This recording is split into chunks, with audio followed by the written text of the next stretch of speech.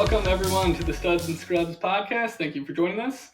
With you, as always, the Scrubs. I'm Stu Guffey, or Stu Coffee. With me, as always, Nick Stroum. Nick, how you doing? Good. I love your shirt. Well, I puffed it out. Therefore, you may be able to tell if you've been listening with us. We've been doing our preseason predictions by division. Last but not least is the Pacific. So I had to bust out the old knuckle puck. Oh, okay. I'm digging the connection. I like We that. still got our brand loyalty here. Don't get it twisted, but knuckle puck. And no offense to the Ducks, but they got. Oh, you know what? It's perfect. I didn't think about that. It's bright orange. They're doing their retro logo. I kind of like those jerseys. I like their new ones, and I always thought that there was the goalie mask must not be trademarked or they bought it. I don't know. Like I always thought that the reason they became the Ducks instead of the Anaheim Mighty Ducks was that Disney sold the team, and then I think it was something with that. No. No, we're Disney. That's our name. That's our movie. Oh, right, yeah. They wouldn't let them use it. The Ducks. I mean, the Mighty Ducks, right? Yeah, I think. Yeah. But what I should have worn also is I think you helped me pick it out. Leah bought me for our anniversary or for Christmas. I can't remember now. I've got a Bombay jersey. Oh, yeah. It's sick. But it's the one from the first movie with the classic green. Yep. With the, I like that. Anyways, so we're getting into the Pacific Division. This, weirdly enough, I bought because of that. Not so much the team, no offense, guys. But the movies, right? I mean, the Knuckle Puck is so classic. I grew up with D2 a little more than the first one. I think maybe just we had it on VHS or I don't know. But for whatever reason, I feel like D2 made it a little more popular. You know, the Mighty Ducks and it was out, okay, but now we have the Mighty Ducks 2. Now it's kind of a thing. Everyone's watching that one. Everyone's watching it. And it was really popular at the time. I was watching Malcolm in the Middle. It's like a fairly big plot point once in a while. They all play street hockey. And there's a whole episode about learning how to skate so you don't have to play on tennis shoes. The cool kids all skate. The losers use their tennis shoes. And like Rocket Power and the X Games and Tony Hawk. It was like the 90s was really kind of like extreme sports, including street hockey, of course. Yeah. And so it was, they got to beat like, who do they have to play Jamaica and they got to play Trinidad and Tobago. It's like, And for some reason, Iceland is the undefeated. And I think there's one legit team. Like there's USA and then there's Germany. No Canada, no Sweden. Right. Yeah. No Russia. What are they called? What are they? The Goodwill the Games Vikings, I think. But they're like playing in like the Goodwill Games or something. Yeah, that might be it. I just saw it last year. I should rewatch it. Anyways, classic. We'll do an episode on hockey movies. Oh, we should do like our favorite hockey movies or something. Yeah. That's a great idea. But this has nothing to do with those movies at all. I was in St. Louis. Leah is a concert girl, and Nick and I were just talking about the weather. I moved to Tampa, Florida. It is October 2nd at the time of this recording. It was 97 today. Oof. I got in our car in the garage, so it's skewed. Turned on the car. The thermostat said 109. Oh, I couldn't do it. October 2nd. Year-round. Oh, I was like in the garage. I guess it's hotter than that, but I couldn't believe how hot it was. Anyways, Knuckle Puck is similar heat. We were in St. Louis, Missouri, but it was like 95. And it was an outdoor festival. We were so excited. You buy the tickets. It's like a, Lollapalooza, but smaller. And it was all day. Huge thing. I am so out of it that I didn't realize it's called Sum 41. And it was Sum 41's a band. Sorry. The Vans Warped Tour. Vans Warped Tour was like a long 20 years or something. It was the last one ever. Well, the last tour. I think they ended in LA, but it was the last tour ever. And we just happened to go. I didn't know it was the last one. So Leah's so excited. She's having so much fun. There's these huge bands, nobody bands no one's ever heard of. And I'm going through a booth, and one of the bands no one's ever heard of is Knuckle Puck. Oh, wow. I didn't hear one of their songs, but I said, I'm buying that. Sure, are you kidding me? So I have had a Knuckle Puck shirt now for 7 or 8 years. Further to the movie, but I got it at the back's like their tour. Oh, wow, okay. Yeah, nice. 2018. 2018. So yeah, it's like Wow, a 6 band years old. touring with the Band Warped Tour. So Wow. I don't know if they're famous or if they still are, but if they are, hey, give us a listen, guys. But Yeah. Like, subscribe, follow. So I love the it. small talk took us off topic a little bit, but No, I with love it. the Ducks' new uniforms, and we're doing the Pacific, and it's the orange, which I actually didn't even think of the orange part because I was thinking of the movie. Um, we're all set to go. We're going to do, if you haven't been listening with us yet, we're a new podcast, and we're going to kind of focus a little more on like fantasy hockey than like breaking news or anything. We're just a couple scrubs that enjoy hockey. We didn't play pro. Real life scrubs, fantasy studs. Real life scrubs, fantasy studs. I love it. So we're basically breaking down by division. If you haven't listened to us, go back. We went Atlantic, Atlanta, Metro, Central, Pacific, yeah. And we're just giving our predictions for the preseason. Then we're going to write them down somewhere, I think, and see how we did come Absolutely. playoff. I think that'd be fun to go back and kind of revisit. Yeah, we got to see how we did. I'm sorry, what was that? Did I? Well, yeah, we got to run down and see how we did, right? I don't know. Did you want to start this one, or do you want me to do this one? I'll start. Yeah.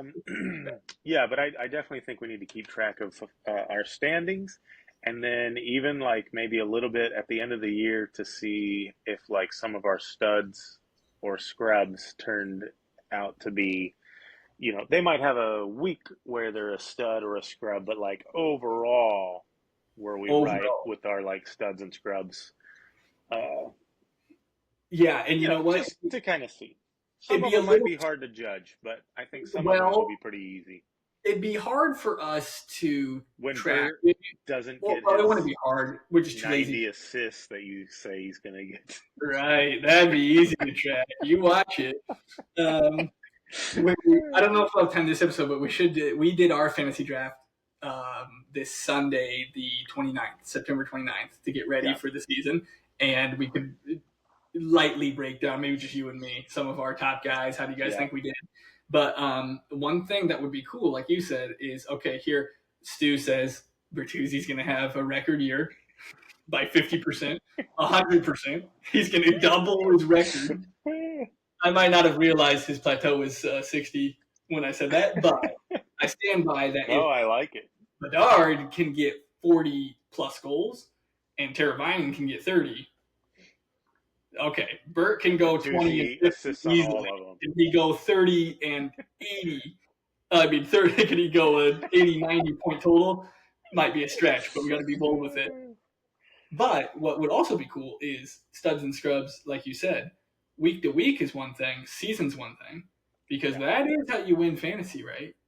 If somebody had a good year, but you had him for the 2 months he did nothing, hate to pick on a legend, but last year, if you had Ovechkin November to December, November to January, you're like, I got to drop Ovechkin. This is terrible. Struggling. Maybe you trade. And then he goes out there and got 30 goals. If you had him in the second half of the season, he's not that bad. Yeah.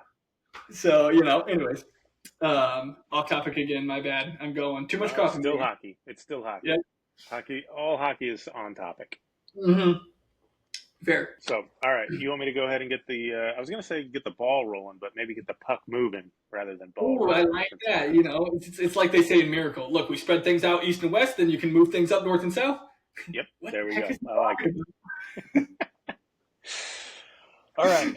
So, Pacific Division. I feel like when we did the Central last time, I had 5 teams in the playoffs. And I said I had to put the standings, Central and Pacific. I had to do them at the same time. And Central, I felt, was just a little more parity. There were a lot of teams that were kind of close. The Predators, Avs, Jets, Dallas. There's just a cluster, not much separating them. And then I was like, Pacific, obviously I think a little top heavy. But, man, there were some teams here where I think there's maybe going to be some, for sure, bubble teams in the Pacific. that maybe last week I would have said, oh no, they're out of the playoffs for sure. But now this week, kind of looking at their team, I'm like, well, they're going to be right there. Now, I Yeah. still don't think they're going to get in, but I think they're going to be a little closer than what I thought. But I'll go ahead and start with my breakdown here in the Pacific, and we'll see how it goes.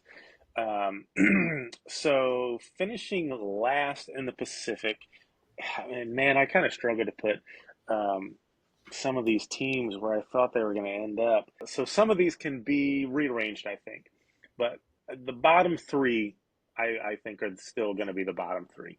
So in eighth place, I have the Calgary Flames. I just don't see anything there. Um, Man, that trade out of there with Kachuk. I mean, everybody left a couple years ago, right? Yeah. Johnny Hockey, Kachuk, Uyghur. Your goalies are gone, and so I just don't see um, really how they're going to compete with anybody. But I think now that the preseason's going on, it's crazy to say, but I think they're like 5-0 in the preseason. But that's preseason. No one's playing anything. Right. These are the only games the Flames are going to win all year, so they got to take what they can get. Right above them, I have the Ducks. I think they got some young talent. Their top line, I think, is what McTavish. You got Zegras. Terry might be a little banged up right now to start the season, but I like some of the young guys that they have there. Um, John Gibson in the past has been a pretty good goalie, but here lately, he's unhappy. His numbers aren't quite the same. That Dostal kind of stepped in last year, played pretty well, and Hmm. I think they'll be okay, but they're still not near what some of these other teams are in the Pacific. So I got Ducks at number 7, even though like their uniforms, we got the knuckle puck shirt going on. So sorry, Anaheim. In sixth place, I have the Sharks. Still young, um, inexperienced. I have them kind of in that bottom tier cluster with the Ducks and the Flames. I don't think the Sharks can finish last. They might. I don't know. Shuffle those last bottom 3 teams around however you want. But I like what the Sharks have. Some of their off-season moves a little bit. I think that goalie out of Nashville is eventually going to be the starter there, and I think he's going to be pretty decent for him. You got Celebrini, you got Will Smith, you got Tyler Toffoli. Um, they have some pieces to build on, right? So I think that they're going to kind of maybe be up there a little bit. I think you got um, someone that I'll mention later is also on the Sharks that I think is going to have a pretty decent year as well. But maybe the Sharks and Ducks flip flop, or the Flames or somewhere. I don't know, but I just see those 3 teams as the bottom 3 in that division. Put them however you want, but that's what I'm saying. Fifth Like it. place, I could flip flop fourth and fifth, but I think these 2 teams are in the middle of the pack here. In fifth place, I have the Kings. So I think they're a pretty good team overall, like complete team. You got Kopitar. You can argue if he's a star or a superstar in the league. Obviously, he's been a star in this league before, but he's getting up there in age. And, but they still have some good young pieces. Quinn Byfield, or is it Quentin? Quinn? I think it's Quinn. Uh, Solid player. Um, Dowdy going down. I know he was an older player too, but he just got that leadership role that they're going to kind of miss out on a little bit. And I think Darcy Kemper there is going to have a bounce back year. Kings are a pretty good team defensively, and he's not a terrible goalie, so I think he kind of has a bounce back year and does all right. But overall, Kings fifth place. Right above them, I have Seattle. Um, I was looking at their roster, their lineup. Man, they got some depth. I love their centers. Uh, Matty Beignet, Chandler Stevenson, Shane Wright, Yanni Gord is your fourth line center in Seattle, Right. That's pretty and good. to me, that's you're rolling those lines out where they're just that could almost be anybody's second or third line in another on another team. And so they're just that deep, team where they're just rolling out three scoring lines. Now they're not going to light it up to the extent that like the league leader is going to come from them, but you got guys on each line that have been, 20, 25, 30 goal scorers. So um, I think they'll be fine. Philip Grubauer, decent goalie. So I like what Seattle has there, the pieces they've got. But I think they're just on the outside looking in that fourth place slot. But overall, they're just that complete team that just, like the Hurricanes we've talked about before, just defensively good and just beat you with being a team. They don't have um, a McDavid or Draisaitl that's just they're going to beat you 6-4 every game. But Mm-hmm. Seattle can win those close games. They can win those 3-2, 2-1, games just because of the way they play and the players they got. All right, so top three teams are going to make the playoffs in here. Again, struggled to kind of put these teams here 1, 2, or 3. Feel like they could go anyway, but my top three, I think, are in any order, but they're the three. Seattle and Kings, flip them however you want, but they're the middle teams. And then the bottom three, put them in however you want. They're the bottom three. But how I have it, number 3 in the Pacific is going to be Vancouver. Okay. I know they won the division last year. Uh, they got a good team. You got JT Miller. Brock Besser, I think, scored like 70 some points last year. Elias Pettersson. Um, you got Sprong there. He was a solid player for the Wings in the past. I mean, just a grinder, but could score some timely goals for you. Quinn Hughes, obviously a stud. Philip Hronek, uh, former wing. But another good offensive defenseman to go along with that. The question Yeah. mark for me is going to be their goaltending. Maybe not so much because of how good they are, but Thatcher Demko got some injury stuff. I'll talk about him a little later as well, but just not sure what they got going on in net. But I think they have enough talent to kind of overcome some of that. So I think Vancouver is in the playoffs in that third slot. Um, Good team, good young team. So number 2 in the Pacific, I have Edmonton. Ooh. Obviously, McDavid, Draisaitl. You got Zach Hyman. They brought in Jeff Skinner. Arvidsson is, if he stays healthy, has been known to put up points in the league.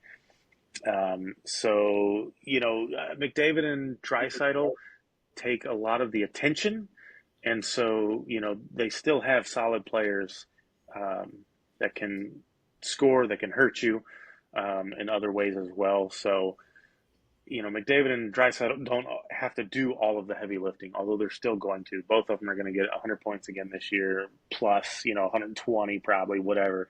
And I like Stuart Skinner. I question marked last year with him, but I think he proved himself that he could be, the number one guy there. Um, Defense is always kind of a up in the air thing with Edmonton. They got some offensive defensemen. Bouchard, I think, will have a great year.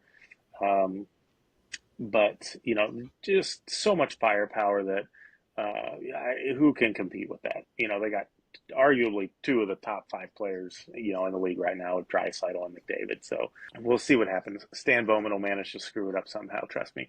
Number 1 in the Pacific, Vegas Golden Knights. Just a complete team. I think, yes, they lost Logan Thompson, but, you still got Jack Eichel, Wild Bill Carlson, Stone is there, Thomas Hurdle's your third line center. Um, and on defense, I think what made me put them number 1 was I love their defense. Shea Theodore, you got Petrangelo, Noah Hannafin, McNabb's there, White Cloud there. I mean, a lot of these guys, um, they got a good balance of offense and defense, just shut down D-men. And so I think that's going to help them. You got Aiden Hill, who's I still think capable of carrying this team.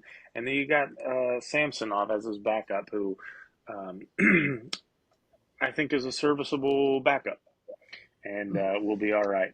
So I just think Vegas has a more complete team. And some of those guys, Jack Eichel, Carlson. I think the 1 year Carlson scored like 40 goals or something.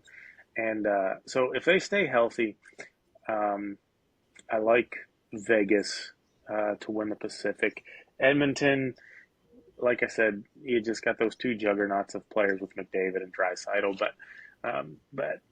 Yeah, I mean, we'll see what happens. But I think the top three in that, in some order: Vegas, Edmonton, Vancouver. Then I got Seattle, Kings, Sharks, Ducks, Flames. So there you have it. That's what I got. I like it. I like it. You've got me questioning some stuff though a little bit.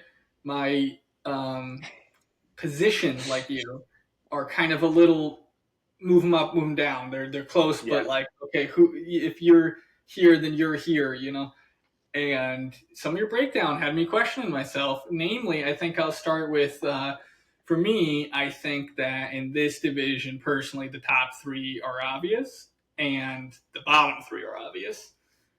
But which order? And while you were talking, I got a little bit distracted because I didn't have him in eighth place, but I think I'm going to put him in eighth place.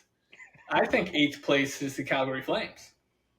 Okay. And I didn't have him at eighth at first, and then I'm listening Where'd you have him at first? Either seventh or maybe sixth, kind of depending. Yeah. Because still for one me, of the bottom teams. One of the bottom teams. I think to me, it's obvious that Calgary, Anaheim, and Sharks are at the bottom. Yeah. But I'm looking at Calgary, and there's so many good names that like aren't producing. Like you got Kadri, Kuzmenko, Backlund, Coleman, Haberdew, Anthony Mantha, Ryan Lombard is obviously new. And I'm going, okay, well, those guys, I mean, they could get fourth or fifth place. Yeah. But now it's been 3-4 years, nobody's putting the puck in the net. And it's like, all right, well, you just got rid of Markstrom.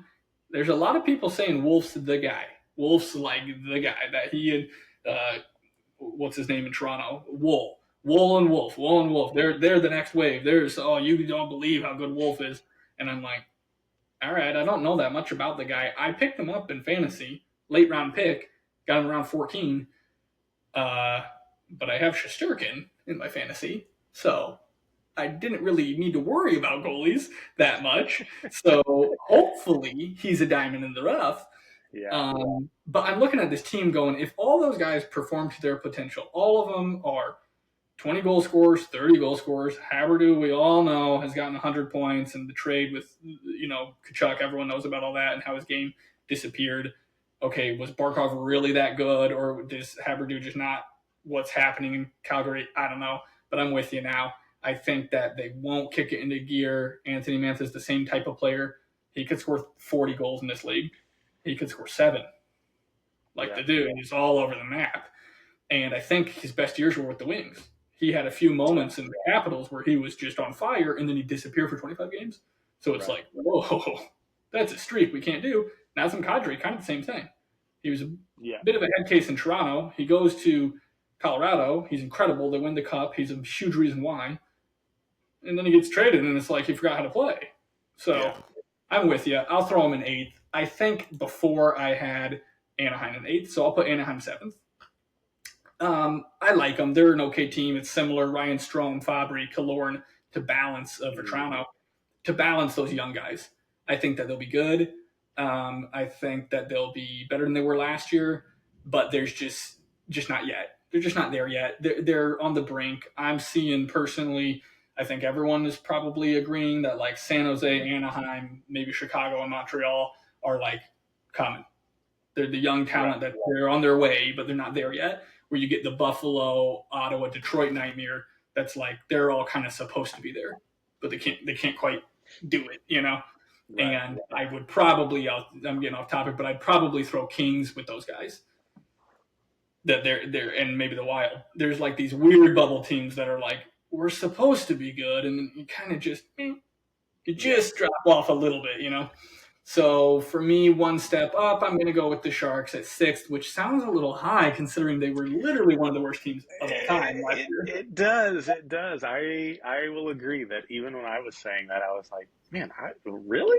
But I do have one of my studs and scrubs on this team. He was one of the first people I put on my list, and it's not really something super crazy or whatever. It's just we'll talk when we get there, I guess, to that studs and scrubs hour. But I think there's a guy on this team who's going to have a better year than he's had in a while. And they've got some of these young guys. A lot of people are saying the hype's on Celebrini, however you say his name, Macklin. But, like, wait till you guys see Will Smith. He's even better. And a lot of people, I don't know if that is a stretch or if they both are really that good where it's a 1A, 1B and they're going to go on to be the Crosby-Malcolm combo. But, you know, Sharks had some really, really good teams and couldn't get over the hump. So I'm excited to see how they get there. I'm going to miss Jake Wallman in Detroit. I'll be honest, that one kind of hit me when that news came. I did not expect him to get traded out of Detroit. Loved him in Detroit. Very talented. I think their team is all right, but it's still a little ways off. I know the hype is all around Askarov. Don't know enough about the guy. If he really is that good, then yeah. Okay, 6th. I've got no problem with him in 6th. Okay, well, he's currently hurt. Mark-Ed Bravlatsky's hurt. Macklin Celebrini's hurt. Logan Couture's out. And Thomas Bordelais, I don't remember him, to be perfectly honest with you. But, like, you only get 20 guys on the roster, 5 of them are out, and you're starting goalie. So now you're looking at Blackwood and Vanacek. Both of them have been good at times. Is Cody Ceci going to bounce back to what he was? I don't know. So I think all 3 of those teams are going to be pretty bad, to be perfectly honest. But they're going to be kind of exciting, like, to watch. Like, the speed, I think, of the young talent in Sharks, you know, Nation. They're kind of coming back to the Shark Tank. Give them 2 or 3 years. It's going to be a good team. Maybe that's why I put the Sharks at 6, because they're still going to be bad, but they're going to be more fun to watch than the Flames. Yeah, yes. Honestly, maybe that's just by. It's kind of like us. Maybe we put the Islanders a little too low sometimes. You know, I'm with you that it's like they get a bad rap, but it's also like, yeah, but I've seen an Islander New Jersey game where I just want to turn it off. It's just like, you know, I'm super bored, and it's like I would rather right now. Well, I haven't been seeing these preseason games. The Montreal Canadiens have lost their minds, right? It's like some of these preseason games are out of control. So, anyways, there's a lot of potential. You know, all 3 of those teams, I don't know, shuffle the order. Maybe even one of them bumps up to finish in the 4 spot. Sure, I doubt it. They got a ways to go. This is, I think, where we start to differ here. I got the bottom feeders, and then let's see, make sure I don't skip anybody that I thought of. Yeah, for me, it's the Kraken next. Okay. I know what you're saying. They're a complete team. I think they surprised everyone their first year. Yanni Gourde on the 4th line, that is a good point. You know, Brandon Tanev's a pretty good, you know, come over shutdown guy. Burakovsky can get going. Bjorkstrand, you know, Jaden Schwartz is on the 3rd line. Like, they're pretty dang good. But I don't know. Something's just off. I don't know if it was an off year last year. I don't know if Vince Dunn is actually that good. I know people like him. I know that your son drafted him super high in our fantasy. I was surprised. Well, not that. I mean, it was round 8, I guess. It's just like when he picked him, I was surprised that it was like Owen Power went like 4 rounds later. You know what I mean? I was like, a little bit of a head scratcher, but then maybe I'm the idiot because I'm looking out here. This is a really good team. He's the first line guy. He's on the first power play. And I'm like, I don't know. Maybe Vince Dunn really is that good. Some of that, though, where guys get drafted is just what the team needs. You know, I don't know where Eli's how his team was stacking up. You know, but if he wasn't drafting defensemen, and then all of a sudden it's like, crap, I've got to grab somebody. You know. Yeah. Well, you know what? That's normally the case, and it probably was the case a little bit because he had Uyghur and that's it. He had nobody. But then he picked Dunn. A few rounds later, he got Anderson. The next round, he got Hronek. So you're talking he took Vince Dunn in 8, and he's still, good for him, he got Hronek at 11. That's a steal for me. He could. I mean, last year might have been a fluke. He got so many points. but that's a good offensive defenseman to get that late. Yeah, So we'll see. I would agree. Eli's pretty good at fantasy, so we'll see. It might, although he's burnt 2 ads before any games have played. To me, I was looking at my phone going, okay, someone's hitting the panic button here. Your son's added 2 goalies there, and we haven't played a game yet. Anyways, sorry. Okay, off topic there. I mean, it's fantasy. That's we're going to talk a lot about fantasy, but I just see the Kraken just kind of underperforming. I think that first year, and listen, a couple things with the Kraken I love. The first year they were ever a team, unless I'm wrong, they go to the playoffs, and they not only win, but they kick the crud out of the Avalanche.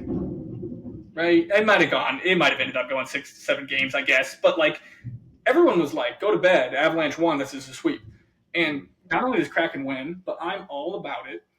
Then I mentioned before, my wife like makes shirts, right? Like hockey themed shirts. She made this really cool one that looks like the Kraken. It's got all the tentacles and stuff.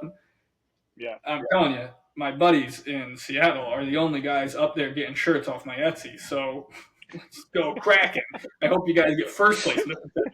There's a lot of X factors. We got a lot of third liners, which could be really, really good, but I digress. Moving on, the next team I think is kind of a similar skill set. Right? Let's see who I got. Yep, the Kings I got next. Okay. So the Kings, we have the same tiers. Yes. The Kings for me are really strong down the middle. Kopitar, Byfield, Deneau, and it doesn't really matter. It could be me. You got Kopitar, Byfield, and Deneau. I mean, whoa, that's a tough center line. And it sucks for them that they have to keep playing Edmonton in round 1, but it's like they're a tough team to play against. And it does kind of feel like, not like the window's closing, but it just seems like they were surprised everyone. Then they got a little bit worse. Then they got a little bit worse. Then they got a little bit worse. Right? Didn't they lose to Edmonton in 7, lose to Edmonton in 6, lose to Edmonton in 5? It's like, ooh, this is some poison over here.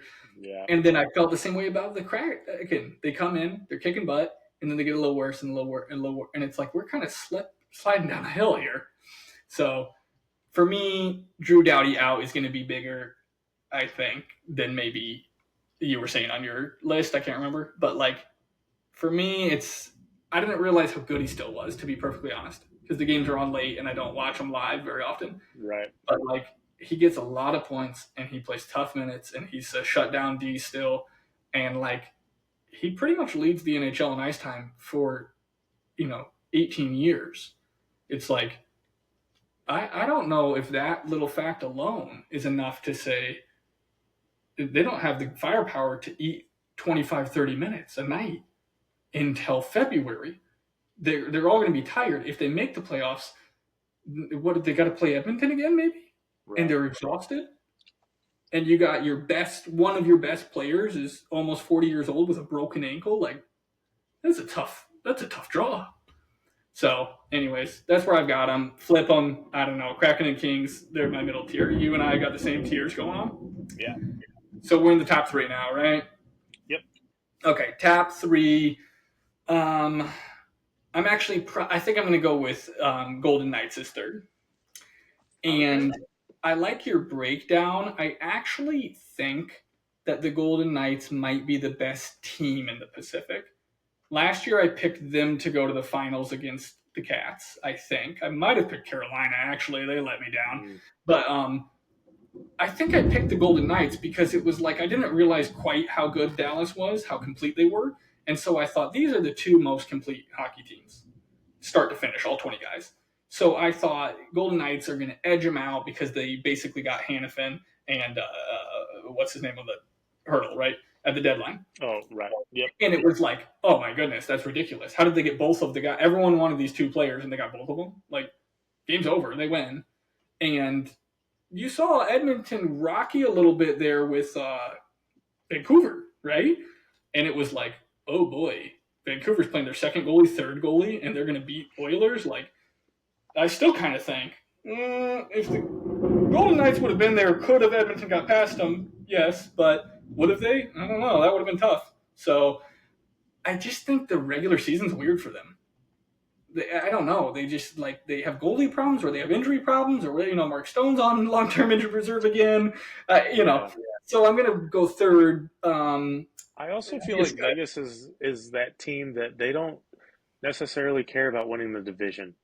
Yep. They're more of a let's just make the playoffs because then we know once we get in the playoffs, we're kind of a playoff team Yep. mindset.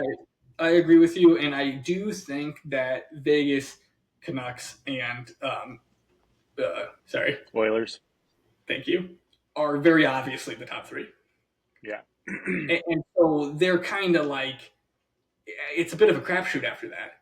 Like we just got to get into the playoffs Right. because round one is like we're playing one of the, not to be too blunt, but it's like you don't want to play Edmonton in round one, your wild card two or your wild card one or whatever, just because the McDavid factor is so strong. It's like you really don't want to run into the two-headed monster in the playoffs. They could throw up 20 points on you in round one, and it's like But other than that, it's like okay, well, what if they play the Sharks? What if they play the Kraken? What if they play the Kings?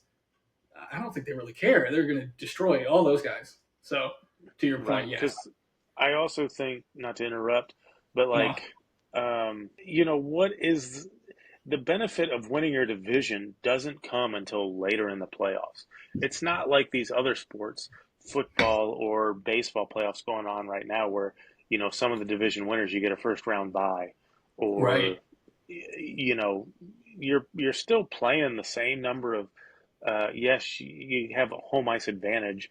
Um, but it just there's not really an obvious Right. when you compare it to the other sports as far as like football home field advantage I think matters more because you're getting Yeah. some calls. It's a one game playoff thing. It's not a One game. series. um, And even just the so noise factor, right? Like I don't even know how much yeah. that really actually affected people in football, no matter how good they are. It's like you can't hear your Right. quarterback Yeah. because you're the away Yeah. team, and it's like, oh, okay. So, I mean, you can be, and quite honestly, I would be interested to see how many teams, how many players, coaches would actually prefer, and I guess it kind of swings during the series. Sorry to get a little off topic here, but um, yes, if you're the lower seed in a first round matchup, you have one less home game than the other team. But you go on the road and you split. That's all you're looking for is a split. All the pressure's Yeah. on the home team to win those first two games and take advantage. But if you go on the road and you just split the first two games, well, now you're coming home, Yeah. and now it's a best of five, and you do have home ice advantage. You're right. That's a good point because So does obviously, it right, really you're matter? staying at Vegas home, doesn't care. right? But most don't go to game seven, right? So it's Yeah. like, So I just all that to say, I think Vegas they don't really care about necessarily winning the division. They just want to get in the playoffs, and they know when they get there, they're a good enough team. It doesn't matter home, road, whatever. right. I agree with that, and because the travel can be brutal in the Pacific, but it's really once they get to the East, right? I mean, if Yeah. you're going LA to, Edmonton, that's really far away, but it's still like it's not that bad. You're going Edmonton to Florida, right? Florida, right? They play in Sunrise, but it's basically Fort Lauderdale, and it's like, I mean, everyone knows they want to shut up about it last year. It's the farthest distance or whatever, but it's like, well, Yeah. yeah, but it's like really far. I mean, it's like a 7-hour plane ride or something. Maybe it's 5 hours, but it's Yeah. like crazy far. So, anyways, I agree with you that they don't really care where they get in. I'm going to throw them at third just because, I don't. Something weird always happens with the playoffs with them. I've gotten burnt before. I bet them in January one time. I guess it was last year. I said they're going to turn around. They're going to win the division, and it was like runaway. The Oilers are going to win because they won 30 games in a row or something stupid. And it was like, oh my goodness, I can bet $10 or $20 and get a huge payout. And then they just like crap the bed. They almost missed the playoffs. I was like, all right, thanks guys. Should have bought lunch. That is a waste of money. But anyway, so then second, I'll go Canucks. For me, Canucks, Kings, flip them. It's almost a tie. I'm going to go Canucks just for that kind of fun factor. Both of the teams I've got goalie question marks. Golden Knights, Aiden Hill won a cup. He's a proven goalie. He's a stud.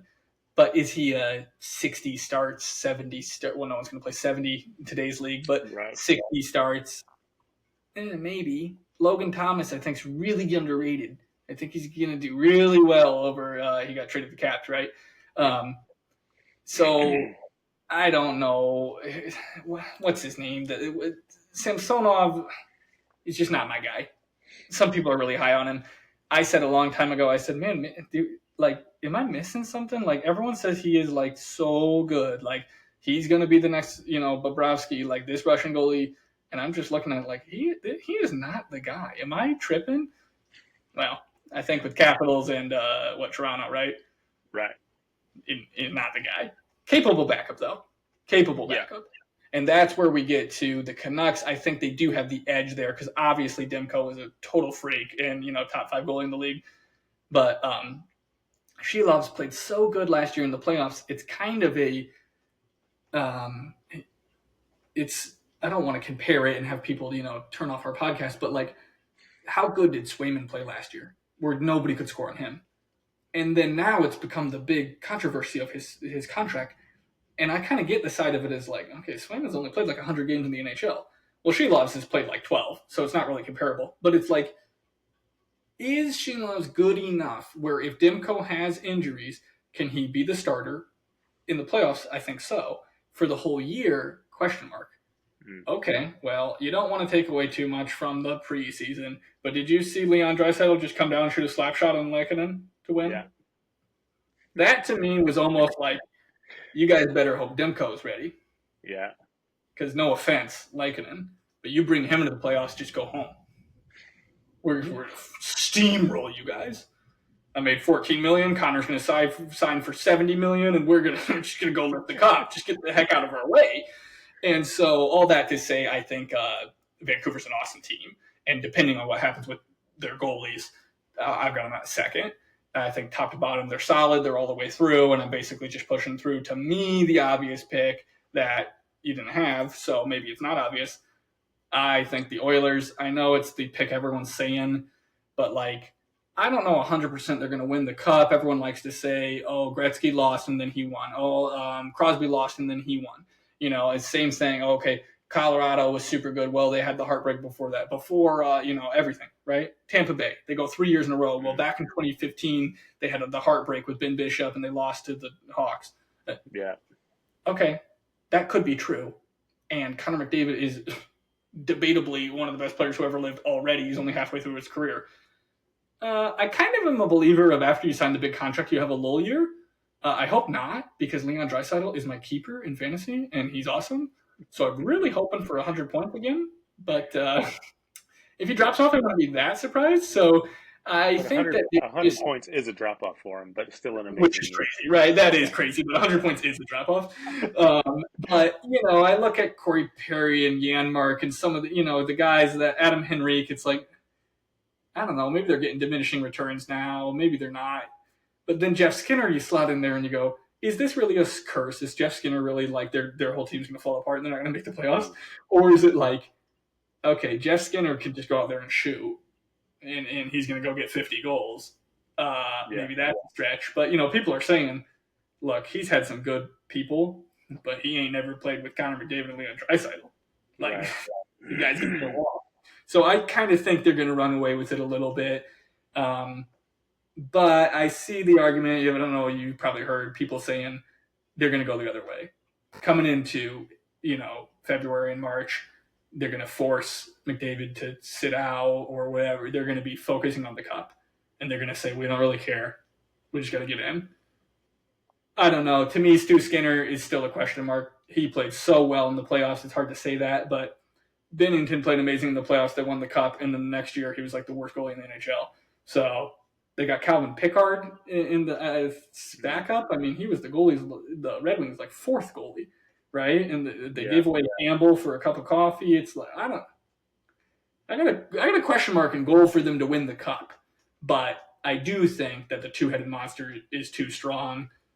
Hyman and the Nuge, I think, both take a step back a little bit. They had 50 goals and 100 points. but then Jeff Skinner's going to go get 30 goals. So there's your gap. Connor Brown, I think, is going to take a step forward. He gets 20 goals. So I think they're just going to dominate a little bit, and we'll see how they can do in the playoffs. So those are my top three. I could also see a switch.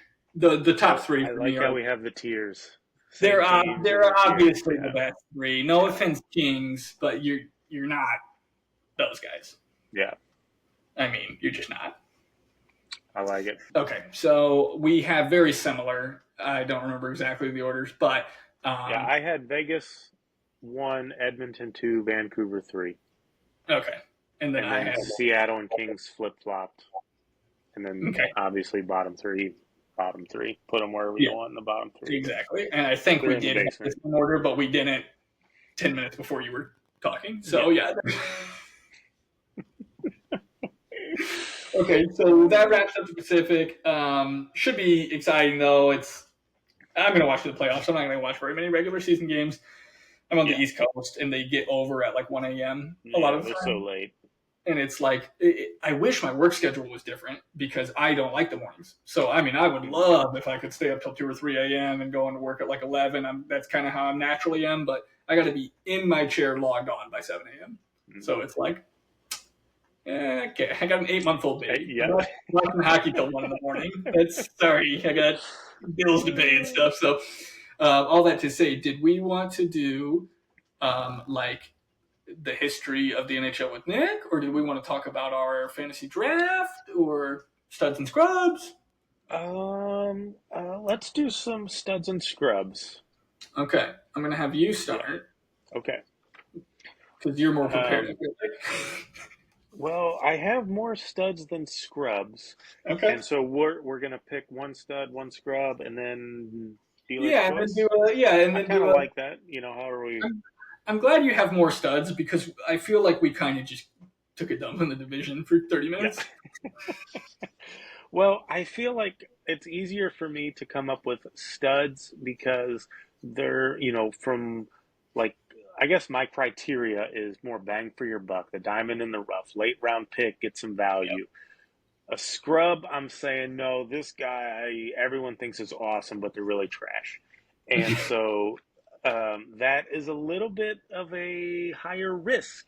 I pick a stud, I pick out some whoever, and they don't pan out. It's like, okay, well, they didn't pan out. Sorry, you drafted whoever in the 14th round that I thought was going to be good value, and it didn't work out. My bad. Right. But if I say, McDavid's going to be a scrub this year, and no one drafts him, and then it's like, what do you do? Why would you do that? You look more like an idiot if you miss on your scrubs than if you miss on your studs. True. Ooh, sorry about that. Kick the. All right. So I'm going to start with a stud. And, man. Okay, I'm going to go kind of. Man. All right, who do I want to start with? I'll go Adrian Kempe, or Kemp, for the Kings. He had 75 points last year. I don't know, is he on the top line or the second line for the Kings? I thought the first line, but I think got first him. Line. Yeah. Lafreniere, Kopitar, and Kempe. I think he scored maybe 28 goals. So I think he can reach 30 goals. He can put up almost point per game. I think 27 of those points were on the power play last year, if I wrote that down right. Let me see. I just think he's a name that no one really pays attention to, and some of that in our league especially has to do with all of us are being on the East Coast. I'm not watching these late games with the Kings and the Sharks, Kings and Ducks, or whatever's going on. So I think that he's going to have another good year. I like his dual eligibility in fantasy. He can be a center or a wing. Always good. And so I think he'll be all right. He was drafted, looks like in the 4th round in our league, so I don't know that I would draft him in the 4th round. But I guess he's not necessarily a diamond in the rough necessarily, but like just a guy who, just by hearing his name, you wouldn't think is a point per game player, but I think obviously has the potential to do that. And if you can find someone that's going to put up 30 power play points for you, Yep. they're going to be all right. So I just kind of picked him. I think he'll have a decent year. Uh, but yeah, Adrian Kempe. I like it. He's a very good fantasy pick. Like you said, the round, I couldn't quite remember, but he's one of those guys that is like similar to a Ehlers or a Kyle Connor, where maybe he doesn't quite Yeah, get as many points as they do, but it's like it's not really the headline sexy name that you think of. You know who's he's another just one a who's like that? quiet producer. He Just a quietly quiet. puts up the points. I just literally I scrolled over somebody's name who just is way better than I always realized is the same thing. Erickson Eck in Minnesota. He's a Mm, guy who's like yeah, you don't think of at all, and it's like, oh my, hey, this dude had 70 points or whatever. You know, yeah. it's like, whoa, okay. So love that pick. For me, mine might be a little bit too obvious, but I'm gonna put him as the stud because I think he's gonna outperform what he did last year. Had a few more goals than I thought he Mm, did though. okay, I'm gonna go with a stud, Tyler Toffoli. I He was like it. I one of the like first that. names I put down when we were doing the studs and scrubs, and we kind of decided to go by division. So I'm sitting there in the Atlantic, like, oh, okay, well, hold on, gotta save him for the Pacific. But Tyler Toffoli, I didn't realize last year had 33 goals, so Mm, that's pretty darn good. But he only had 22 assists, so he had a good year, 55 points, right? If I can math. Um, -6. If your league does plus minus, that can hurt. Which I meant to bring up before we started this year. I wish we could do it a little less. Isn't it a half a point? I wish we could do like a quarter of a point for that, just because I hate it. yeah, But yeah. you also risk it. Like there's been a few years where I had, or maybe it was Leah, had like Tavares, Matthews, Marner, and Riley. Riley. So it was Yeah. like your team could just in one night you're over, I win. But then it was like, whoa, there's a couple nights where it's like, well, you just got four minuses on that goal. And then the next goal, it's like, whoa, just by the Yeah. guys being on the ice, you're done. Anyways, all that to say is that Tyler Toffoli comes in with 18 power play points, and I think that's where it's going to jump up. Where the Sharks are still, I think, going to finish pretty low. They're going to be a high flying offensive team that has defensive breakdowns. Tyler Toffoli is a good 200-foot player. He can play both sides of the puck. But I think his main role to be there is to just guide some of those young guys. And he is still good enough, 30 goals last year, that he can keep up.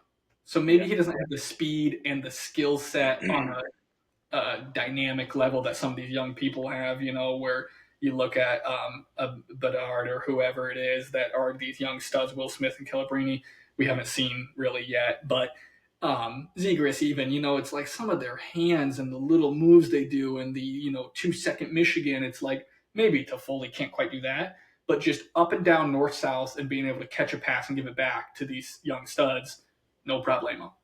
And so I don't know if he'll get 33 goals again, but I think he's going to break 50 points. He only had 55 points last year. I see him Yeah. way more in the 70 range.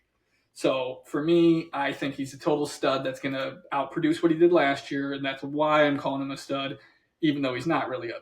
Everyone knows who he is. He's got multiple cups, but where did he get picked? I wanted to call out, but maybe if I knew how to use a computer, I could look him up. Also, I realized I recorded the live draft last second. I think I told you just like voice only. I was like, you know what? I'm just gonna kind of do this like I was an announcer. I said, this guy, Yeah. oh, I'm picking number two. This guy, Leah picked someone that I was so embarrassed later. I don't think I've ever seen the guy's name written. Right?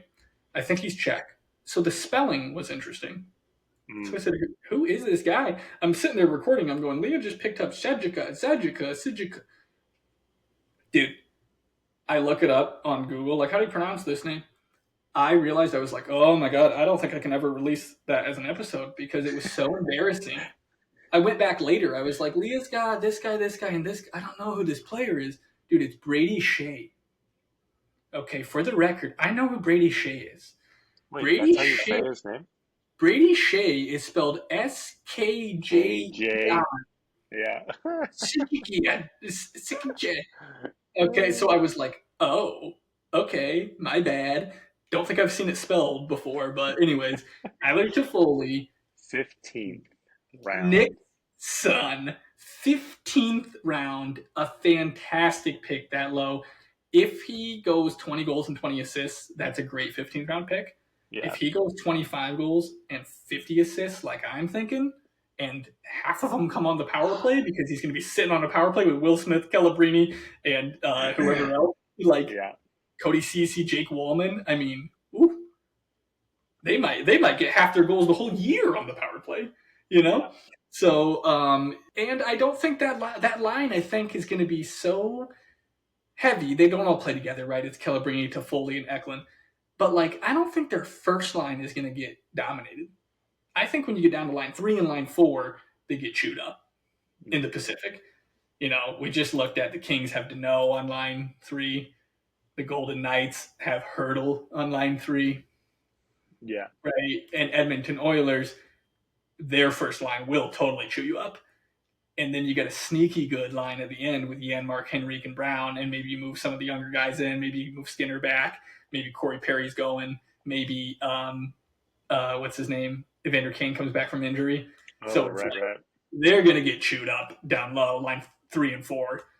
And then you got to start double shifting line 1 to try to stay in the game. So I think Toffoli's going to have a bump in points because he's going to be playing a lot and relied on a lot. So that's my stud. Got nothing else to say. Everyone knows how good Tyler Toffoli is. I just think he's going to have more points this year, even though the team's probably not going to be super good. Yeah. Okay. I like that. So I'm going to piggyback off of that, and because I was kind of between picks and last time with the studs, so I'm gonna go my dealer choice right now and save my Okay. scrub for the third one. My Okay. dealer's choice is gonna be a stud, Jake Wallman. Okay. For a lot of the reasons that you're talking about. I saw Toffoli with the Sharks. I think he's there for the same reason, just to kind of be a veteran presence on that team, help guide those kids. Um, but he is a power play machine, I feel like. Maybe his numbers don't really reflect that, but like, dude, before when he was in Calgary and Montreal and all those, I mean, that's seemed like that was the only time he was scoring was on the power play. I Yep. think these guys are gonna just kind of have a long leash. They're young players. They're going to play fast. They're going to be up and down the ice. They're going to take chances. I think they're going to be fun to watch. I think they're going to be given that freedom to be creative and hey, go out there. You guys are the skill players. Will Smith, Celebrini. Um, we know we're not going to win a lot of games. I think these guys are probably going to be minus 40, but that's okay. I think Jake Wallman there is going to get, I think he's going to have some freedom on the power play. He's going to have some more chances, more opportunities. And dude's got good hands. I like his creativity. He was one that kind of hurt when he left Detroit when they got rid of him. Um, I was like you. I was kind of like, whoa, I'd have kept him, but I trust the eyes are playing. And so I know last year he only had, looking at the numbers here, he only had 21 points in 63 games, which if you'd have told me that, if you'd have said over under 25 points, I would have told you over.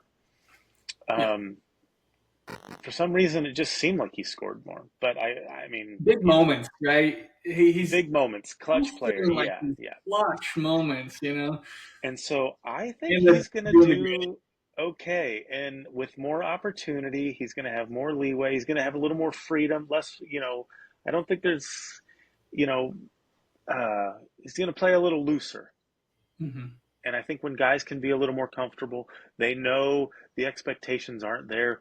We're not fighting for a playoff spot. We know that. We're just trying to be fun, get out here, play some hockey, and have a good time. And so I think Jake Wallman could put up maybe 40 points. It's not a ton. Yep. It would double his total from last year. I think, and some of that's just going to be because he's going to have more opportunity. But if you're going diamond in the rough, bang for your buck, uh, if you need a plug and play guy or someone that, hey, guy got injured, I just need to pick someone up. Maybe this guy's your fifth or sixth defenseman on your fantasy team. You're not playing him every game, but you're just kind of putting him in there here and there. I think he can be valuable. Do you know where he was drafted in our Uh, league? let me look because I've got it here. Was not. He was not. You So knew. talk about great value. Yes. A guy that you could pick up after the draft Right. and plug in that lineup. There The are some power pretty play people points. undrafted. Yeah, yeah. So that's what I got. Jake Wallman, stud for that reason. Diamond in the rough, bang for your buck. I love it. I love it. Okay, so I am going to go with my scrub here because I might sound a little stupid, maybe, but I'll stand by it because this is not just for this fantasy right now. You can't I just spell don't. stupid without stew. There you go.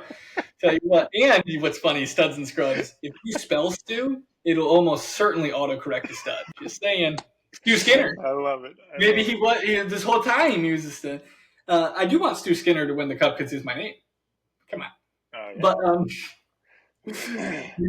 But which actually, you know what? Let's just throw that out there. I do want the Oilers to win because I want Connor to win. Sure. And when he signs for $18 million next year, and I think they got to win this year.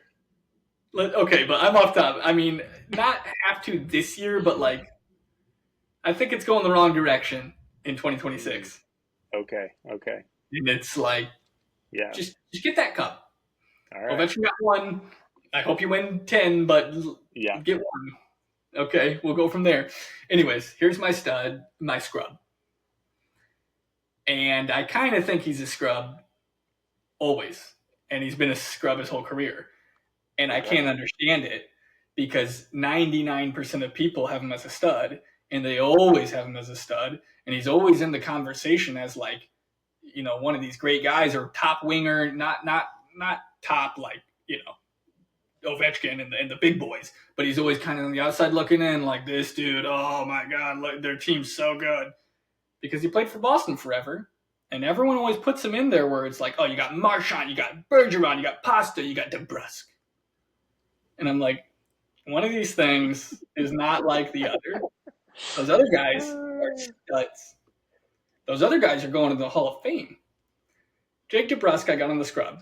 Jake DeBrusk, I'm going to go through his whole career real quick. Starting from his first season, 18. Is that right? Has he only been in the league since 18? Ooh, maybe. I thought he was older than that, but whatever. Yeah. I'm starting in 18 because that's a list they got up in front of me. Okay, I thought he was older than that, but he was drafted in 2015, so they're missing a couple of years, or maybe he played in the minors a tiny bit. And I don't know, he's a good player, and he's a good fourth line guy. He plays a good penalty kill and stuff. We're talking fantasy. Right. Scrub. Yeah. Points: 43, 42, 35, 14. I'll throw out because it's only half the year. 42, 50, 40. He's never had more than 50 points in his whole career. And I averaged them all and took out the outlier. 42 points. We got a 7-year window here. The guy scores 40 points. Yeah. Okay, nothing against him, but look at the people undrafted. Kyle Palmieri, William Karlsson, Dylan Stroum, Tino Tannervainen, Tyler Seguin, Nicholas Paul, Adam Henrique, Evander Kane, I know he's hurt, Anthony Duclair, and the list goes on and on and on. There's 4, 5, 6 more people still I'd take. And I'm just looking at it going, okay, they got him slotted in there on line 2, and people are going, oh, Elias Pettersson, he was, he needs wingers to play with him. He can't get points in the playoffs because he needs wingers. Well, they finally got DeBrusk. Now he'll do it. Pettersson gets 112 points in the regular season, and then he goes to sleep in the playoffs. And Jake DeBrusk is supposed to, now they're going to beat the Oilers? Yeah. I mean, I'm sorry. I've heard Vancouver fans are intense, so no one find my house and burn it down. But, do you want Victor Arvidsson, Leon Draisaitl, and Jeff Skinner? Or do you want Elias Pettersson, Lekkernmäki, sorry, it's hard to say his name, Jonathan Lecker Yamaki, and Jake DeBrusk. Jake DeBrusk, who has never gotten more than 50 points in his career. Okay, so I'm just saying that is an undraft. A full-on, that is, don't even pick him up. Because I'm pretty sure that when I took when I took Bertuzzi in the draft, I had to because he was available and he was one of the best center wings remaining. But I kind of wanted to take a different person. And I said, well, I just said on the podcast that he's going to get 90 points. I sound like an idiot. I better draft him. Anthony Duclair was available. Back it up. Yep. So I said, well, I'm going to take Duclair. He's going to play great. I think he was both of our studs. And then somebody else, one of the rookies, either Gunther or Gauthier was available. And I was like, oh, geez, here's another one. Dakota Joshua. No offense to Brusk, but Dakota Joshua, you're playing on the third line when he comes back. And not to be too mean, but Connor Garland and Hoagland, I might put above DeBrusk too, in fantasy. Yeah. So that's, for me, I didn't mean to go off on this guy who's, whatever, won Olympic medals and won a Stanley Cup. But I think if he was there, no, he wasn't there. Back in 2011, he wasn't drafted yet. But, Connor Garland, 20 goals, 27 assists. He's got the same amount of points. Yeah. So it's like, I don't understand why Jake DeBrusk, his whole career, has been right there. Like, people kind of act like there's Taves and Kane, and then we got, Pasta and DeBrusk. And it's like, what? I don't see it. So There's my little tangent on, sometimes I don't see it. Sometimes I don't get the hype on certain people, and it's usually goalies. But Jake DeBrusk is just, I don't know, he's a third, fourth liner for me. He's not a high fantasy pick, so scrub. Okay, I like it. I would agree with that. All right, so my scrub. I'm putting him as a scrub because I don't think he's going to have the year that he did last year. I think he's going to be drafted a little higher than what he should be. And I'll be honest, I was debating between this goalie and another goalie and I didn't take him, but I was considering it. But I did not, for some reasons that I'll go over here. But my scrub, who's not really a scrub, it's just, is going to be Thatcher Demko. And I only think you just said DeBrusk and Demko, they're going to shut our podcast down. I know. And I'm only saying that because he had such a great year last year. I just don't think that he replicates it. And so people tend to have a tendency to, someone has a great year, then the next year they get overdrafted. People reach for him. And so I'm a little worried because I think I don't know if he's fully healthy yet. He's not to start the season. So, where is he at? He hurt his knee last year. I think in the regular season, missed some time, came back, was in the playoffs, maybe a game or two, got hurt in the playoffs, and then had to have some surgery. And I don't know. I've been hearing some, maybe lingering injury a little bit. Sometimes lower body things with goalies do tend to take some time for guys to come back from, or just mentally, maybe they're better, but then you think, they're just a little gun shy on doing some of those same movements. And, because it is, one wrong move, you're out for another 6 months, and the surgery and recovery to come back from that can be a lot, physically and mentally. Yep. So I think he's still going to have a great year. I think Vancouver's going to have a good year. I have him making the playoffs, finishing third in that division. But I don't think he's going to replicate what he did last year. And in part, I think some of that is going to be just Vancouver maybe managing his workload. Mm-hmm. So he's not going to play as many games, so he's not going to have the opportunity to get as many points. So I think that's also going to play a factor into, how many fantasy points he gets, is he might just not be playing as many games. So while I don't think he's a scrub in the sense of terrible player, don't draft him, stay away, I just think he's a scrub in the sense that he's not going to put up the numbers that he did last year, and people I think are going to reach for him, and I think if you just hold off, you can probably get, some value. The drop off isn't going to be as much if you don't draft him where he's projected to go and you wait another round or two. I like that for those reasons. I know that if we got any It's hard listeners, for me to even say that because it anymore. sounds ridiculous coming out of my mouth. No, but you make valid points because I actually heard somewhere, it's probably a different podcast, that what is wrong with his knee is not a surgery fix. It's not like an ACL or whatever. Like there is no way to repair it with just, okay, you have a surgery, you're out for 3 months and you're good to go. He has some sort of issue wrong with like a little muscle that's behind the ligaments or something like that. I can't remember. I want to say it might have been dropping the gloves. Somebody was talking about there's a little muscle that's kind of shaped like a triangle that it's in between your tendons, and he's got like an issue with it, and that you just have to live with it. And so where it's like, okay, if he's just walking around the house, hanging out, doing normal life, it's probably no issue. Playing in an NHL game, it's going to be an issue. And to your point, where there is some of the hesitation to maybe, what if I hurt it again?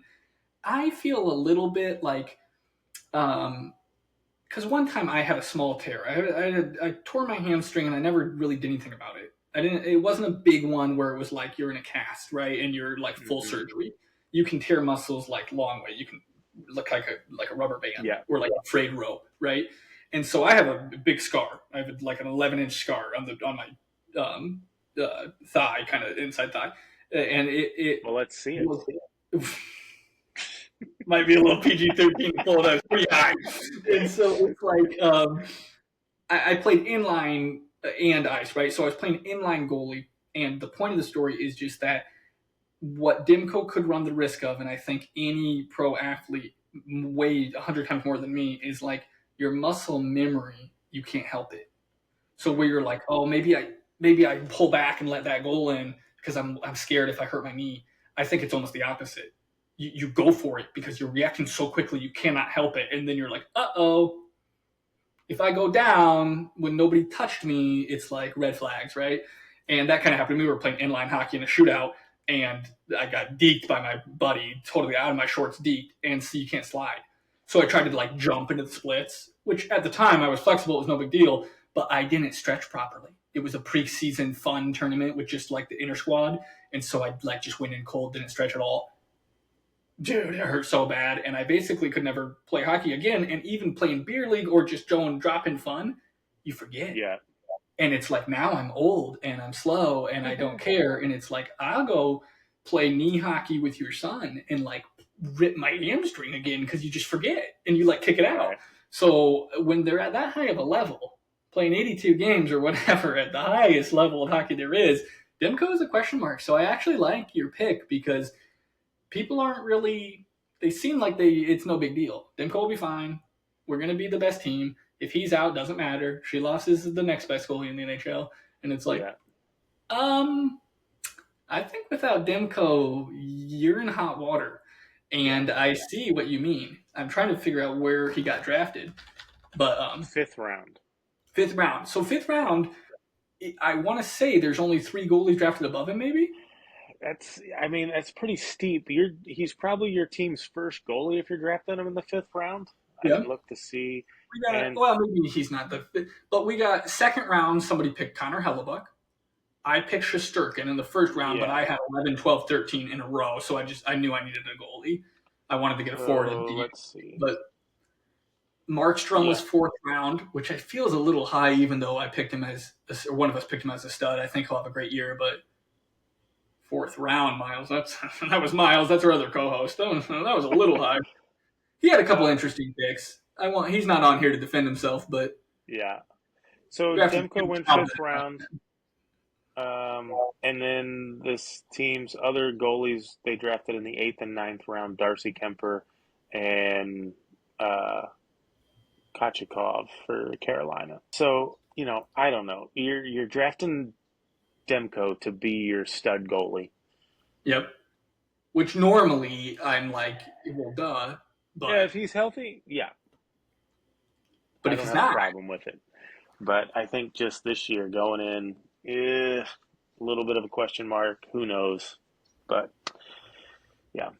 Yeah, because there was a couple good ones. Lucic and Chong, is that Chase? Joey Daccord, Mm, round 16, goalie. Myself, Dustin Wolf, round 14. Okay, Wolf might not be that good, but he's going to play every dang game. What else are they going to do? He's going to face right. 50 shots a game.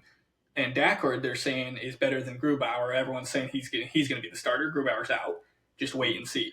So that's a really good late pick. To go round number 5 with Demko is normally a good pick, but he's hurt. Same thing, not to talk too much trash about our boys that might listen to this because they're in our fantasy league. Still yet to hold my trophy, had 3 first-round picks.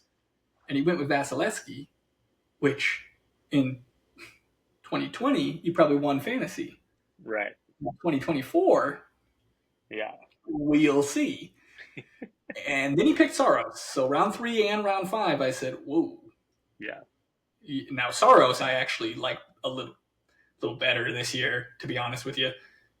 He's always underrated. But anyways, we've gone down our goalie tangents a little bit, which I love. But what are we doing? One more. I got my wild card. I'm going to go with Stud because I just looked up his stats and he did not have a good year last year. Who was your first stud? My first Tyler Toffoli. And then I tore apart poor Jake DeBrusk. He's never gonna come on. Don't text him. He's not coming on. I'm gonna go with mostly because I think he'll have a better year than he did last year, but I could be wrong just based off ice time. It'll be a little weird. But he plays for He plays for the Seattle Kraken, and I think that their lines aren't set in stone. I think there's a lot of move up, move down. They've got a complete team where they have 2 or 3 really good players, and then they've got 15 B plus players, right? So it's like they're a dang good hockey team. But if you got Jaden Schwartz could play on line 1, but he could play on line 4.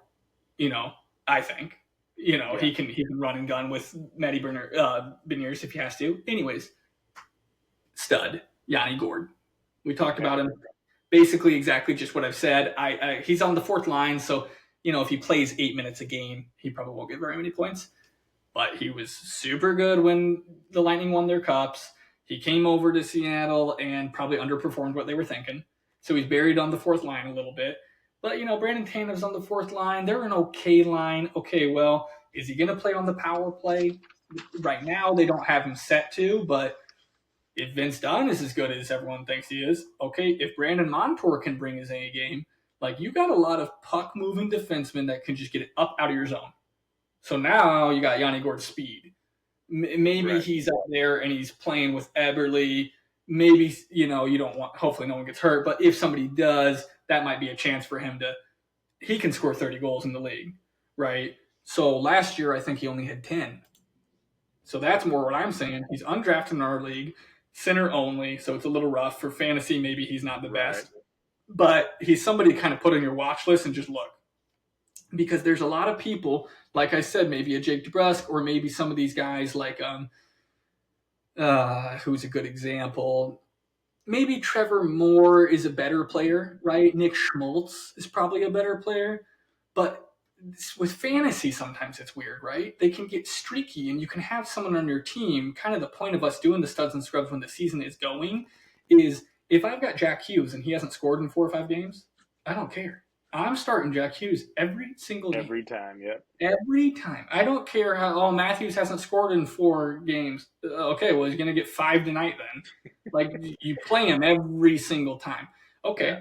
Stu has Tyler Bertuzzi on his team.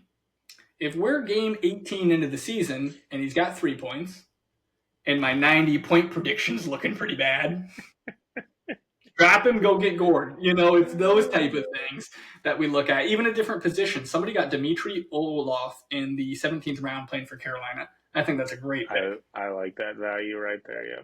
That's a great pick. He's playing for Carolina. He's going to get 1,000,000 points. He and Burns both, they have no clue what a defenseman's supposed to do. They're just another winger on the ice, and they're bringing the points. Hey, more power to them. Yeah.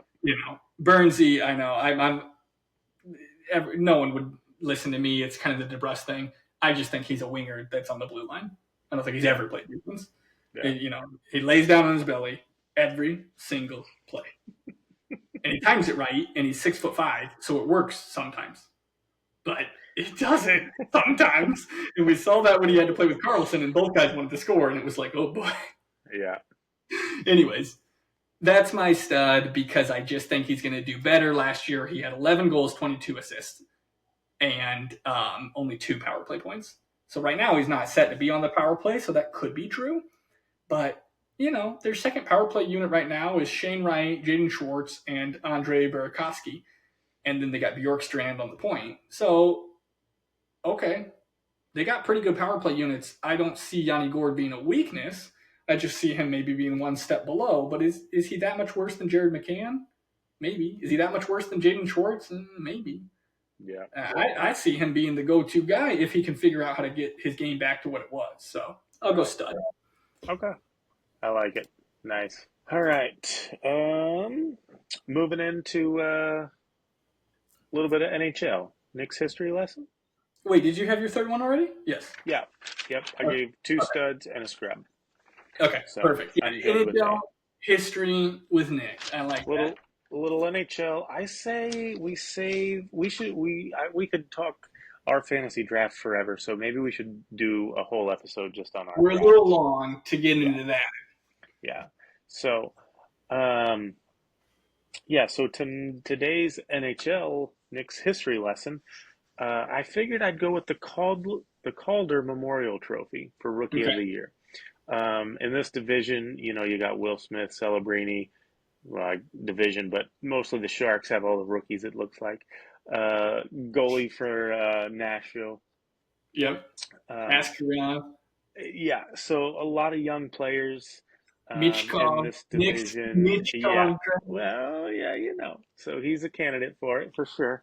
So the Calder Memorial Trophy, Rookie of the Year, it's named after Frank Calder, the first president of the NHL. Okay. I was unaware of that.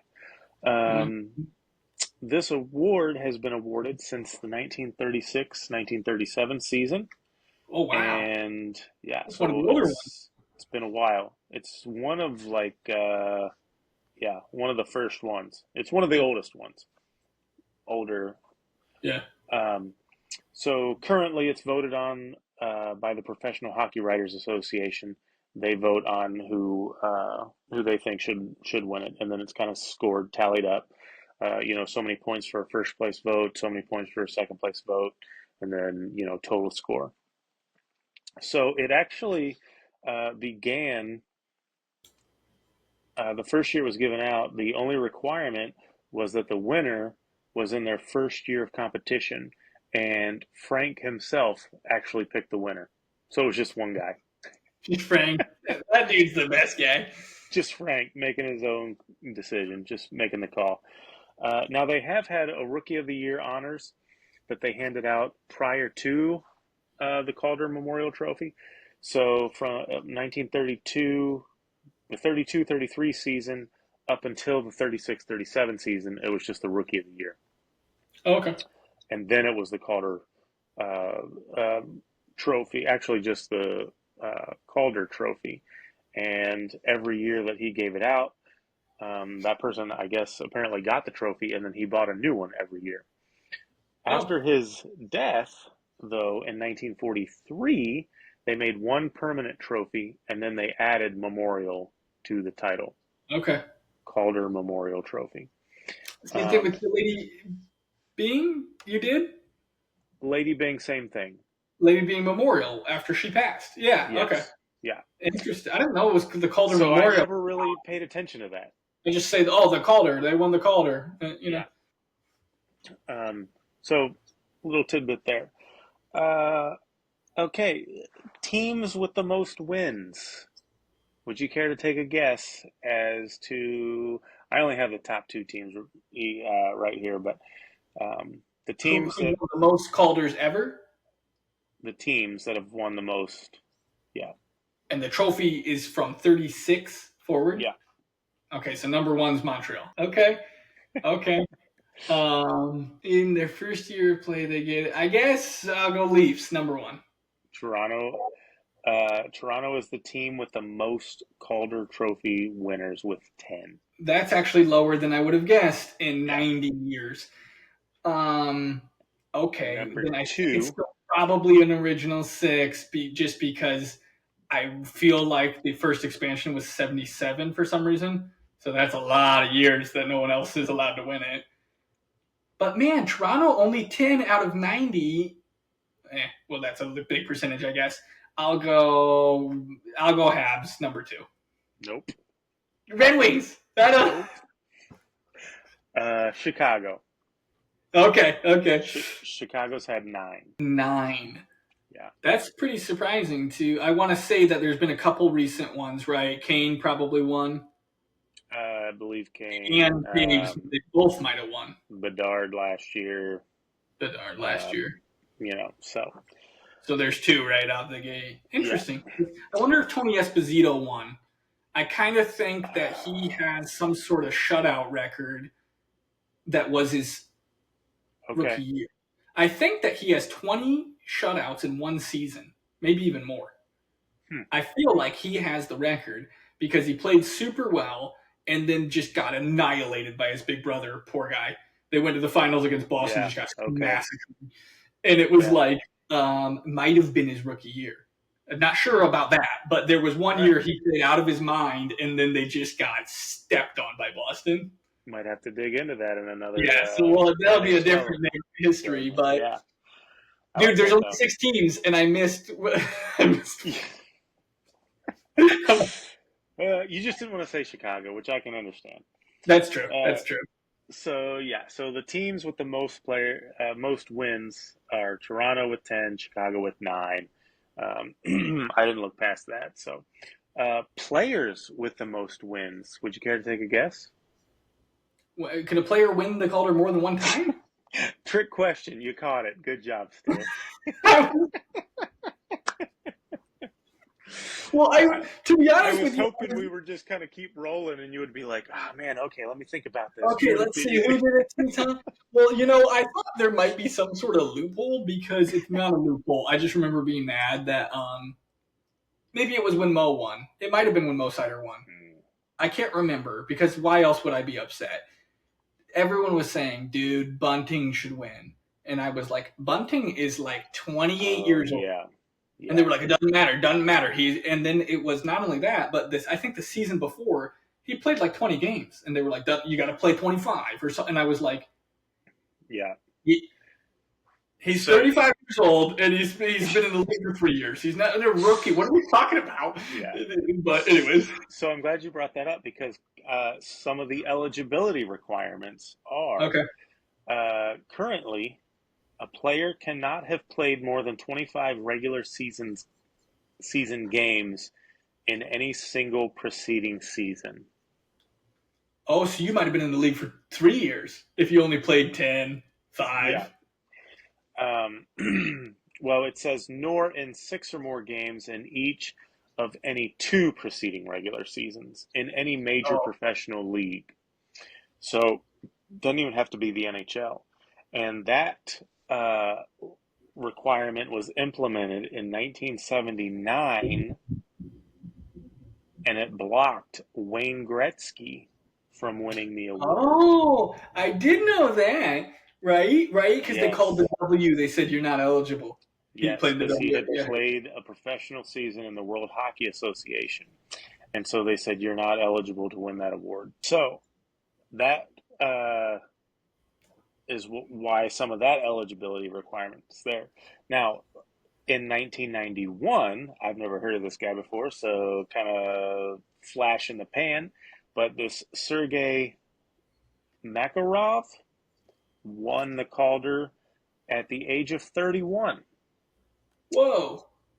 And I think the reason for that was they said there was an influx. Now, this is 91.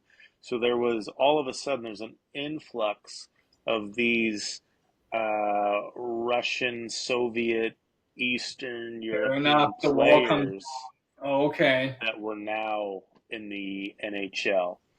So they changed that. Then the rules to that the winner has to be 26 or younger.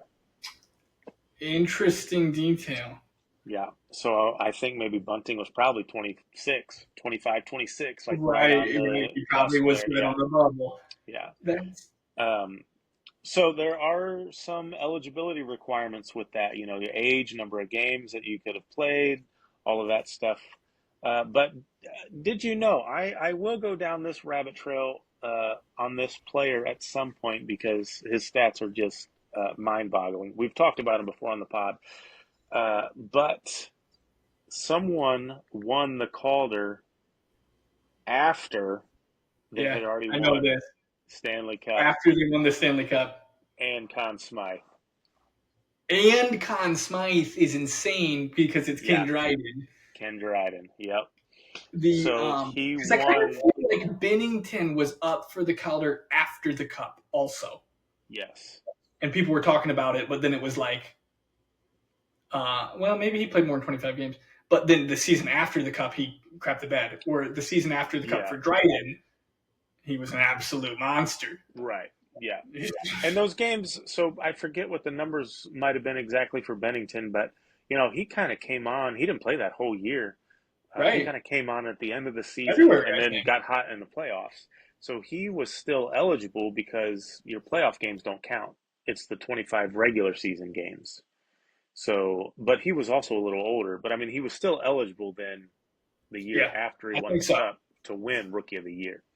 But yeah, Ken Dryden won the Stanley Cup, won the playoff MVP, Conn Smythe, and then the next year won the Calder Trophy and as Rookie of the Year in 1972. And so the year that he won the Cup and the playoff MVP, I think he did get caught up in the playoffs or tail end of the regular season or something. So it wasn't like he played, just a crazy stat that Yeah, I think probably will that never happen again. Stanley Cup, I could see someone winning the Stanley Cup and then the next year being Rookie of the Year, but to win Stanley Cup and Smythe. playoff MVP and then Rookie of the Year, I just don't think that'll happen. No. In fact, So, I would be as bold as to say if it ever did happen, I would guess that it almost certainly has to be a goalie. The yeah, chances of a kid coming, because you see some people make impacts. right. They're in the playoffs and they're done, NCAA or something, and they say whoever it is. I want to say that what's his name from Montreal. That happened. I want to say Caulfield started his NHL career in the middle of the playoffs. I Okay. think, not sure, but that happens. So to come in, score 3 or 4 goals, make an impact, make a name for yourself, and then the next year be in the run for the Calder. Okay, maybe. Yeah. You're lucky enough to be on the team that wins the cup. Okay, maybe. You think somebody is coming in right out of the NCAA and being like, yeah, Barkov's all right, but now I'm the guy. Right. Connor McDavid, never heard of him. I scored 30 goals in the playoffs and broke the Gretzky record and won the Conn Smythe. Yeah. Never. Now, sometimes you get a goalie just comes in out of nowhere, you've never heard of him. John Sebastian Jaguar comes to mind, our poor wings, Yeah. right? What was that, 03? Where just like, who is this guy? I've never heard of this guy in my life. And it's like, oh, well, I don't care that you have 9 Hall of Famers. No one's scoring on me. But that is a crazy stat. We should do a whole Knicks history, maybe even a whole episode on Ken Dryden. Yeah, It's we like, probably could oh for my sure. God, it's so interesting. He was so good. And I would guess that he almost certainly won the Calder and then won the Cup again in 72. Oh, yeah. I don't know when the Yeah. Canadiens won off the top of my head, but I know that he won like 6 out of the 7 years he played or something. He won a ton. And the one year that he was like, good luck, call your bluff, I'm out of here, they didn't win. Yeah. We'll go into it. But I'm definitely saving him for his own. yeah, because I don't want to segment spoil, here. but I mean, like, there's so many details that you can't spoil it. But it was basically like, dude, we're so good. We don't care who's in that. It's kind of the Boston thing. Yeah. Look, Swayman, we don't need you. And Yeah. he kind of said, good luck. So Pretty gutsy.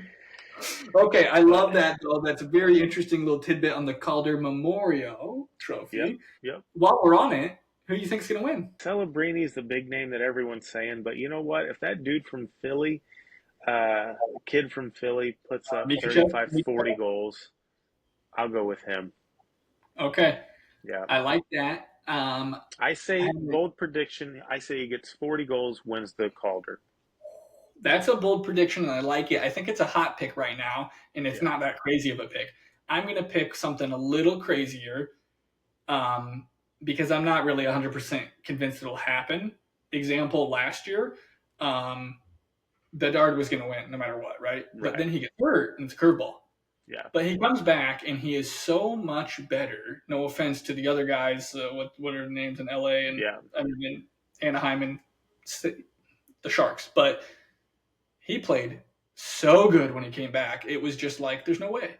Well, a lot of people in Minnesota were ticked off, right? They thought that Faber should have won, just like when Mo Seider won. And they said it's so much harder. It's so much harder to be a defenseman that young and to play the big minutes against the top dogs night in, night out.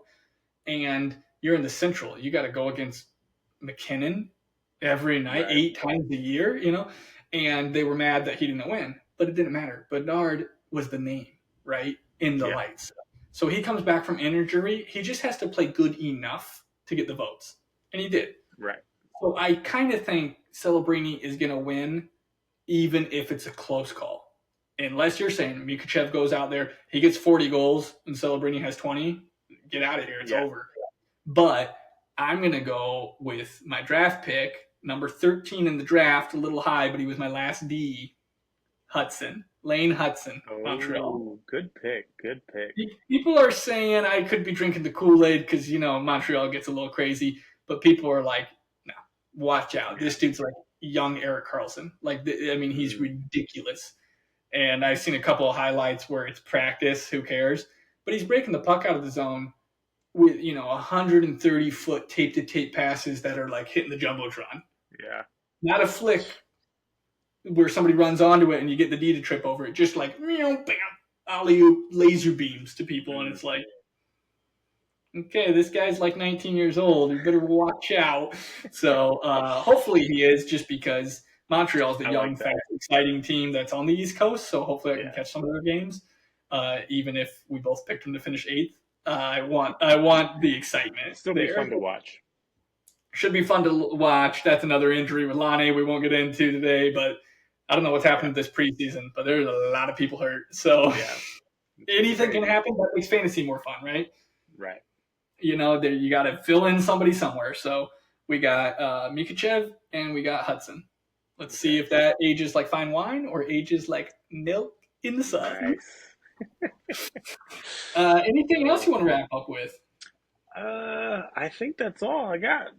So okay, me too. I think we've been trying to do 90 minutes. I got sidetracked with the knuckle puck thing, so I got an hour 40 on the timer. We're doing pretty good. Yeah. For a divisional breakdown, like we said before, if you haven't listened to us, give us a chance. We're going to try to keep it around an hour.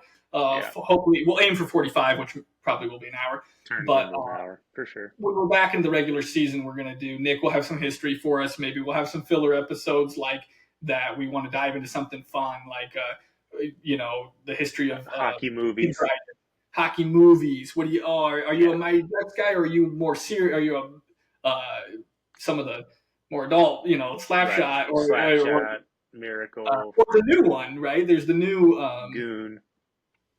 Goon's a great one. It's a TV show, but the Letterkenny spinoff one. It's we try to stay PG here. We're a kid friendly show. We both have children. Mine's about this big, but but there are some movies that are for grown-ups only that are very fun. Right, yeah. Movies that, the grown-ups can go watch. But we're going to try to have some of those type of fun episodes, a little history, maybe a Kindred and maybe the top, defenseman of all time or whatever, stuff like that. But for the most part, we're going to chit-chat about recent news in the NHL and the fantasy opinions. Hey, this is who we think you should go get this week. Great guy. Maybe he's only rostered by 10% of people according to Yahoo. Go get him, All right. I think we're good to wrap up there unless I'm missing something. Nope. I'm all set, man. All right, bud. Think we're good. Keep your stick on the ice. Make the first move, Conway. Love it. See you, bud. Wait.